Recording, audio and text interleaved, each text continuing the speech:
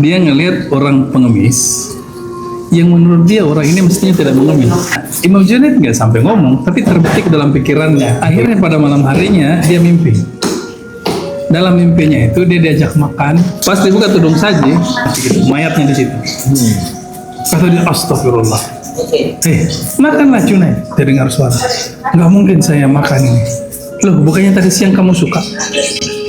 Karena kan kalau ngegibah itu kan seperti hukumnya apa itu kalau ngegibah itu? Makan bangkai saudaranya. Sebangunnya dia lari, dikejar, dia cari orang itu. Sampailah di pasar, dia ngelihat orang itu, datangnya dia baru mau minta maaf, orang itu langsung balik. Gimana Junaid? Masih mau kayak gitu? Wali bos. Iya. Pengemis itu juga wali bos. Jadi hati-hati atuh. Kalau film Cina ternyata dia seorang CEO. Iya.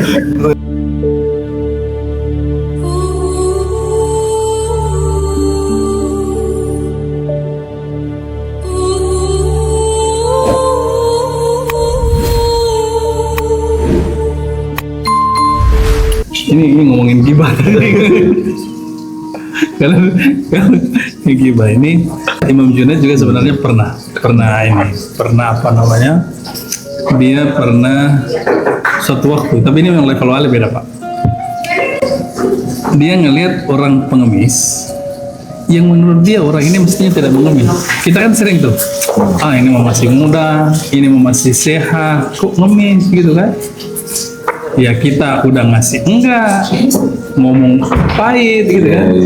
Nah Imam Junaid nggak sampai ngomong, tapi terbetik dalam pikirannya, begitu kan? Ini orang kayak gini, nggak usah kasih. Akhirnya pada malam harinya dia mimpi.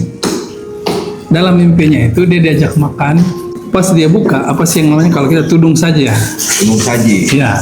Pas dia buka tudung saji, pengemis itu lagi mati gitu, mayatnya di situ. Kata dia, astagfirullah. Makanlah Junaid. Dia dengar suara. Nggak mungkin saya makan ini. Loh, bukannya tadi siang kamu suka? Karena kan kalau ngegibah itu kan seperti hukumnya apa itu kalau ngegibah itu? Makan bangkai saudaranya. Ngegibah ini ngomongin kekurangan, ngomongin yang buruk dan benar gitu kan? Kalau nggak benar kan fitnah. Kalau ngomong kelebihan nggak apa-apa saja. Kalau kelebihan. Kalau ngomong kelebihan kurang-kurangi. Kurang. Ngomong kekurangan nggak boleh, tapi kelebihan nggak kurang-kurangi. Akhirnya apa? Sebangunnya dia lari, dikejar, dia cari orang itu. Sampailah di pasar, dia ngelihat orang itu lagi ngumpulin bekas-bekas sayur yang dibuang, lagi dicuci di pinggir sungai. Datangnya dia baru mau minta maaf, orang itu langsung balik. Gimana Junaid? Masih mau kayak gitu? Wali bos. Iya. Pengemis itu juga wali bos. Jadi hati-hati atuh. Kalau film Cina ternyata dia seorang CEO. Iya. Ternyata seorang wali Pak. Dan wali-wali tersembunyi itu lebih seram. Wali-wali mastur itu lebih seram daripada wali masyhur. Dia masyhur, kenapa memang dia masyhur? Karena memang tugasnya untuk mengajarkan. Mastur ini itu yang lebih sadis itu. Yang mastur itu biasanya yang menguji ya. Karena mastur ini bukan dia tidak mau ngajar, tapi hatinya sudah penuh dengan Tuhan, sudah tidak sempat ngurusin. Karena tugasnya itu menguji wali-wali masyhur itu. Iya betul. Termasuk diuji nih. Termasuk diuji. Khususnya kan dari sini kan porsi makannya itu. Ya.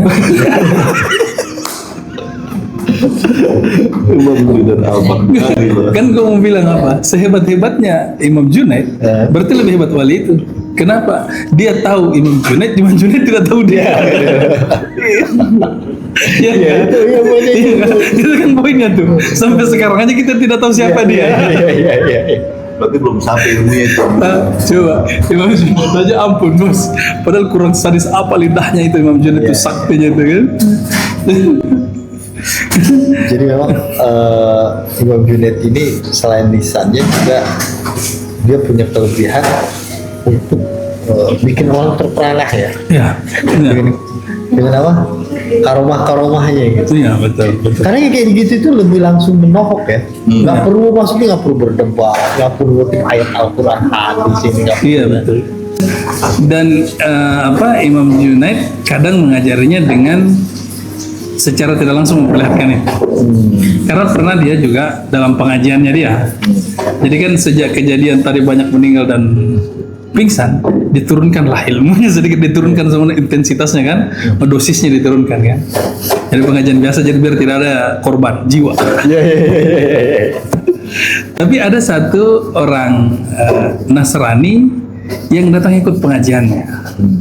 Jadi kalau di masa itu kan kalau orang-orang Nasrani itu kan yang menandakan mereka itu kan ada kayak sabuknya gitu kan, kayak korsetnya gitu, sabuk Nasrani.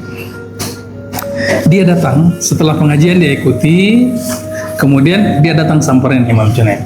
Kata dia, "Syekh, saya ingin nanya satu hal," kata dia. "Ya, ada apa?" Ini orang tidak tahu kalau dia non-muslim, karena ini kan pengajian orang Islam semua. Ada hadis qudsi bilang, "Ittaqu firasatal mu'minin fa innahu yanzuru binurillah," kata dia. Takutlah pada firasat orang mukmin karena dia melihat dengan cahaya Allah. Apa maksudnya, Syekh? Apa kata dia? Maksudnya lepas sabukmu sekarang sudah masuk Islam. Jadi dia langsung tahu, bukan dia jelaskan, dia langsung buktikan bahwa orang mukmin memang bisa tahu ya. Lepaskan dan masuklah Islam. Jadi itu juga salah satu karwahnya itu Imam Junaid al-Baghdadi. Akhirnya langsung masuk Islam. Jadi tidak butuh uraian panjang ini maksudnya, langsung bos. Iya. Langsung ketahuan. Langsung ketahuan, berarti benar gitu loh. Dia menunjukkan itu. Kira-kira gimana Ustaz ya kalau model kayak gitu dengan ini kan dakwah-dakwah dengan apa ya? Kalau bahasa kita itu dengan menunjukkan hal yang di luar kelaziman. Iya betul. Gitu. Iya, artinya memang benar bahwa ya wali-wali Allah ini kan sahabat-sahabat Allah. Ya, artinya memang ada perhatian khusus. Ini kan sebenarnya kan cuma persoalannya seberapa intens antum diperhatikan. Otomatis dia akan memperoleh banyak fasilitas yang tidak akan lebih mudah diterima oleh orang lain. Nah, mereka ini kan sudah sampai level kedekatan itu, tidak prosedural. Iya. Prosedural lagi. Gue juga bisa kayaknya itu. Iya. Karena Tuhan itu kan dia maha baik, gitu. Iya betul. Baik, masih segalanya. Maha accessible. Iya Iya kan? betul. Alhamdulillah. Iya betul. Tapi benar kata antum itu persoalannya sejauh mana intensionalitas kesadaran Iya, intensionalitas. kita ke Tuhan. Betul. Jadi walaupun gue orang biasa aja, Iya. tapi gue intensionalitas gue itu Betul. Tinggi. ya bisa saja. Iya. Makanya kan memang problemnya bukan intensionalitas dari kita ke dia doang, itu upaya kita. Tapi tingkat penerimaan dia ke kita. Kita sih ngerasa PG, GR, masalahnya dia begitu apa enggak? Itu dia masalahnya. bahasa Arabsen itu merasa sok akrab. Makanya ini ada satu cerita ini muridnya Junaid. Jadi di majelisnya Junaid ada satu muridnya yang sebenarnya anak ini cukup mencolok, tapi tidak pernah lagi muncul beberapa lama. Sampai akhirnya bertanyalah kepada murid-murid yang lain, dan dia bilang, "Iya, nggak pernah lagi datang. Kayaknya dia sudah sampai pada tahap karomah tingkat tinggi itu dulu." Apa karomahnya? Ya, dia katanya setiap subuh itu berjalan menuju ke surga, masuk ke taman surga. Oh iya. Ditemuinlah muridnya. Nah, apa benar cerita ini? Oh iya, mohon maaf guru. Alhamdulillah, saya sudah dekat kepada Allah. Wih, gimana ceritanya? Pokoknya setiap sepertiga malam ada orang tampan datang menjemputku membawa kuda, membawaku menuju surga, dan di sanalah saya sampai kemudian subuh, sholat subuh baru. Wih, luar biasa, kata dia. Boleh saya minta tolong? Ya. Malam ini kalau kamu dibawa ke sana, baca 3 kali. La haula wa la quwata illa billah. Itu aja guru. Iya, itu aja. Malam itu beneran datang dijemput lagi. Tinggi sudah ilmu ini bos. Sampai di lokasi itu Baru dia baca lahau, langsung semua menjerit, teriak apa dan semua keindahan yang surgawi yang dia lihat berubah jadi tempat pembuangan sampah. Yang di situ banyak bangkai busuk dan yang lain-lain. Artinya apa? Artinya apa? Satu, kita boleh merasa so dekat. Sana merasa dekat apa enggak? Satu. Yang kedua, kesaktian bukan ukuran sebenarnya. Bahwa mereka kadang menggunakan itu di waktu-waktu tertentu, itu pun dalam kondisi terpaksa, terdesak, atau tidak selalu tertentu gitu loh. Bukan untuk dipamer. Jadi tidak mudah sebenarnya. Dan kalau saya lihat bahwa fasilitas-fasilitas yang diberikan oleh Allah pada para wali itu tidak lepas juga dari kualitas ya. Ya. Kualitas yang memang Allah sudah menilai bahwa orang ini memang pantas. Sudah pantas. Betul. Gitu. Dan bahkan ya, mereka lebih banyak menyembunyikan. Karena ya terganggu bagi mereka yang sudah fokus kepada Tuhan aja, khususnya mastur, ketahuan. Ya. Ada cerita seorang sufi mastur, saya lupa dengan siapa waktu itu ya. Setelah diketahuan langsung dia bilang, ya Allah, kalau begitu apa gunanya aku hidup? Sudah langsung mati, Pak. Ya. Karena dia tidak mau lagi. Dia maunya cuma sama Tuhan. Coba.